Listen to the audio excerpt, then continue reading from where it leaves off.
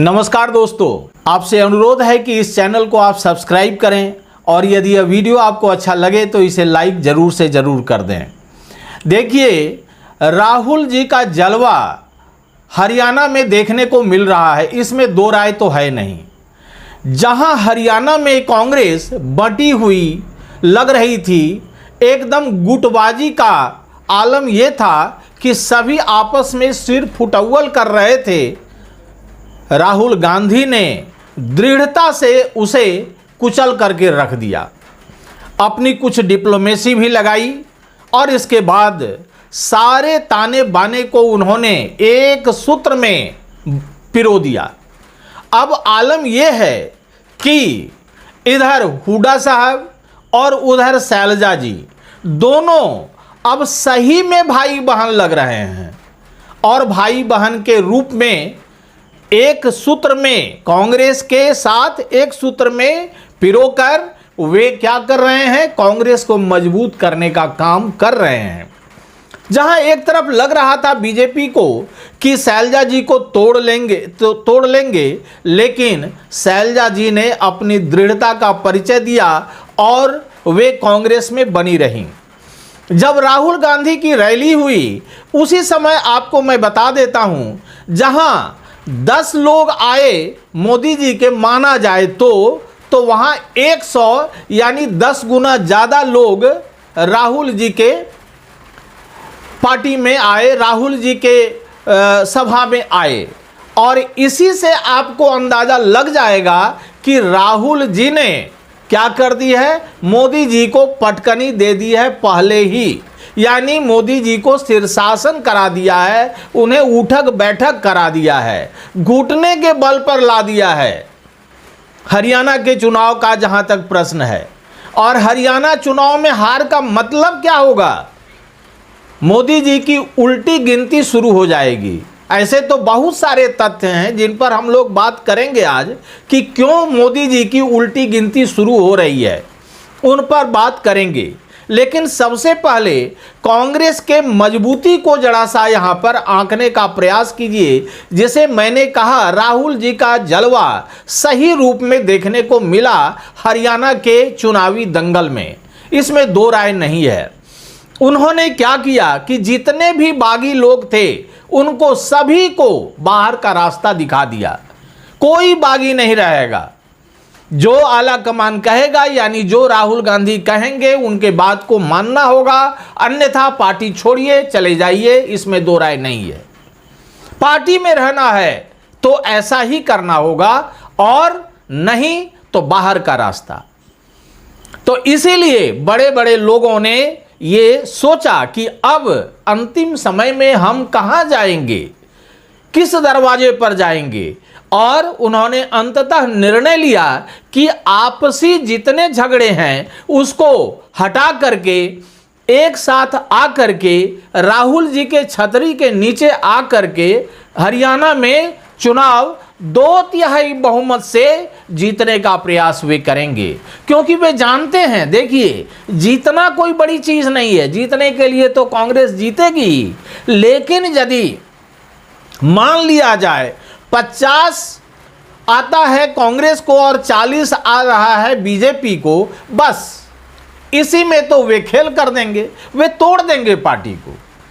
इसीलिए मैं कह रहा हूं, इनको 60-65 कम से कम 2/3 बहुमत लाना होगा, जिससे 2-4 यदि इधर उधर बिदक भी गए तो भी कांग्रेस अपने स्टैंड बाई मोड में खड़ी रहेगी और उसको कहीं कोई किसी भी रूप में नहीं दिक्कत देगा।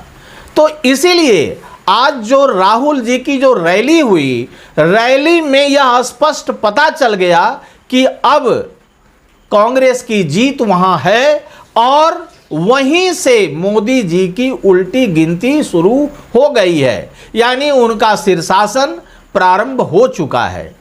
अब आइए जरा सा इनके मोदी जी के बारे में। ये तो हुई कांग्रेस की वहां पर जो अंदरूनी समस्याएं थी, उसको राहुल जी ने दृढ़ता से अपने हंटर से सबको एक साथ बांध दिया है कि भाई तुम लोग यदि चाहते हो कांग्रेस की मजबूती तो एक साथ रहना होगा, अन्यथा तुम लोग कांग्रेस छोड़ करके बाहर चले जाओ। यहाँ लीडरशिप को दिखाई, माने यदि कोई चाहता है कि ये क्या हैं नहीं हैं राहुल जी, उनके बारे में यदि कोई शंका करता है तो इस बार उन्हें स्पष्ट पता चल गया होगा कि राहुल जी अब वही राहुल जी नहीं रहे। अब इन्होंने अपना ताना बाना कुछ अलग रखा है, इसीलिए हरियाणा में इनका जो एकदम डंटा गड़ा है वह बहुत मजबूती के साथ गड़ा है और ये विजयी होकर के ही वहाँ से निकलेंगे और वहीं से मोदी जी की उल्टी गिनती ये शुरू करवा करके ही दम लेंगे। अब आइए मोदी जी के बारे में। देखिए, अमित शाह जी ने एक मीटिंग किया भारतीय जनता पार्टी के जितने भी कार्यकर्ता थे उनका, और जब उनका मीटिंग हुआ तो उसमें उन्होंने धमकाया, डराया सभी कार्यकर्ताओं को, एकजुट रहना है, तुम्हें इधर उधर गुटबाजी नहीं करनी है। सब कुछ हो गया, ठीक है। सारा कुछ होने के बाद क्या हुआ, इनका प्रोग्राम था कि अमित शाह, इनका प्रोग्राम था सरसंघचालक प्रमुख से मिलने का, लेकिन उन्होंने मिलने से इनकार कर दिया। बस यहीं पर आप देखिए कि क्या कैसे पलटनी हो गई, किस प्रकार से यहाँ पर अमित शाह जी खा गए धोखा या गच्चा खा गए। ये तो गए थे कि यहाँ पर सब कुछ हम अपना दिखाएंगे और इसके बाद क्या करेंगे, वहाँ से सरसंघचालक जो प्रमुख हैं उनसे मिल करके इन लोगों को थोड़ा सा डांट पिलाई जाएगी, लेकिन ऐसा हुआ नहीं। उन्होंने मिलने से ही इनकार कर दिया, ऐसा न्यूज़ में आ रहा है। अब भीतरी बात क्या हुई नहीं कहा जा सकता है। देखिए, ये लोग चाह रहे हैं, यानी मोदी जी और शाह, इन दोनों की जोड़ी, ऐसा लग रहा है कि ये लोग अब जो उधर से आरएसएस का कमान है कि संजय जोशी को क्या बनाया दिया जाए, भाजपा का अध्यक्ष बनाया जाए। लेकिन इधर ये लोग जानते हैं कि आरएसएस के द्वारा नियुक्त अध्यक्ष इनका खटिया खड़ा कर देगा। इन लोगों ने कहा कि नहीं, हमारे तरफ से शिवराज सिंह चौहान होंगे अध्यक्ष, जिसे आरएसएस ने इनकार कर दिया। तब अब क्या होगा, तब आरएसएस ने जब देखा कि ये संजय जोशी को हटा करके दूसरा नाम रखना चाहते हैं, तो उन लोगों ने कहा ठीक है, हम अब वसुंधरा राजे सिंधिया को अध्यक्ष बनाना चाहते हैं। अब बताइए, वसुंधरा राजे सिंधिया यदि अध्यक्ष बन गई तो इन दोनों का क्या होगा, यानी प्रधानमंत्री मोदी और अमित शाह, इन दोनों की हालत क्या होगी, ये स्पष्ट आप समझ लीजिए कि इनकी हालत किसी भी रूप में चूहे से ज़्यादा नहीं होगी, चूहा के रूप में ये आ जाएंगे, क्योंकि वह लेडी बहुत उत्साही लेडी और अदम्य साहस वाली लेडी है। इसलिए उसे स्पष्ट पता है इन दोनों के नाज नखड़े को अच्छे ढंग से वह नाथ सकती है। इस प्रकार से, और दूसरी बेइज्जती जो हो रही है अभी मैं बता रहा हूँ, ये तो हुआ वहाँ आरएसएस के द्वारा इनको नाथ लगाया गया। और तीसरी बेइज्जती क्या हुई, बेंगलुरु में अब एफआईआर हो गया है, बेंगलुरु में एफआईआर हो गया है निर्मला सीतारमण पर। क्यों भाई, अवैध और एकदम पुरजोर तरीके से वसूली के कारण, यानी चंदा वसूली अवैध रूप से और एकदम सशक्तिकरण के साथ पुरजोर तरीके से ये किया गया और उसको इस प्रकार से लाया गया। अब वहाँ के जज ने आराम से एफआईआर नियुक्त करने का आदेश दिया और एफआईआर लगाने का आदेश दिया। अब क्या हो सकता है, ये जेल जा सकती हैं, और ये जब जेल जाएंगी तो क्या प्रधानमंत्री बाहर रहेंगे, प्रधानमंत्री को भी जाना होगा। इस प्रकार से आप ऐसा समझ लीजिए कि इनका बचना अब बहुत मुश्किल है, किसी भी तरीके से ये नहीं बच सकते हैं। ये एफआईआर इन लोगों के यानी मोदी कुनबे को हर तरह से परेशान करेगा। जिस प्रकार से ये चाह रहे थे कि बेंगलुरु के यानी कर्नाटका के मुख्यमंत्री केवल एफआईआर होने पर वे इस्तीफा दें, तो क्या ये अब इस्तीफा देंगे? इनके विरुद्ध भी तो एफआईआर लगा, तो ये इस्तीफा देंगे? नहीं, नैतिकता का प्रश्न ही नहीं है। अब ये एकदम जैसे कभी हुआ था कि भाई इलेक्शन के लिए जो बॉन्ड था, उस बॉन्ड पर बहुत विपक्षी पार्टियों ने लगाया था कि भाई इसमें पूरा धांधली हुआ है। अब ये धांधली एकदम सही रूप में सामने आ रही है।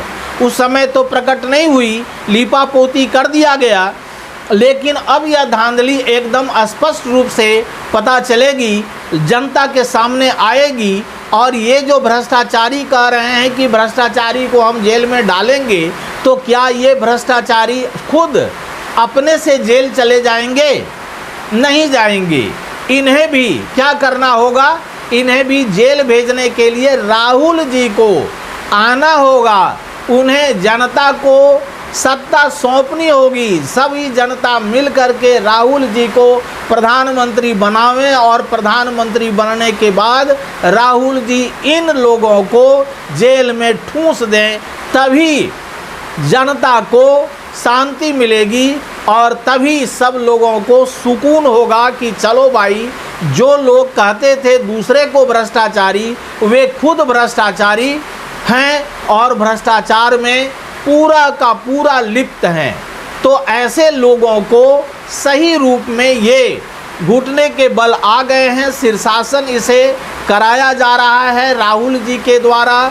जैसे ही ये हरियाणा का चुनाव हारते हैं, निश्चित तौर पर महाराष्ट्र का और यहाँ झारखंड का चुनाव निश्चित रूप से ये हारेंगे। और जब ये चुनाव हारेंगे तो आप निश्चित देखिएगा, इनकी जो उल्टी गिनती मैंने कही कि शुरू हो गई है, यह सही में शुरू हो गई है और इनका पतन निश्चित है और निश्चित है।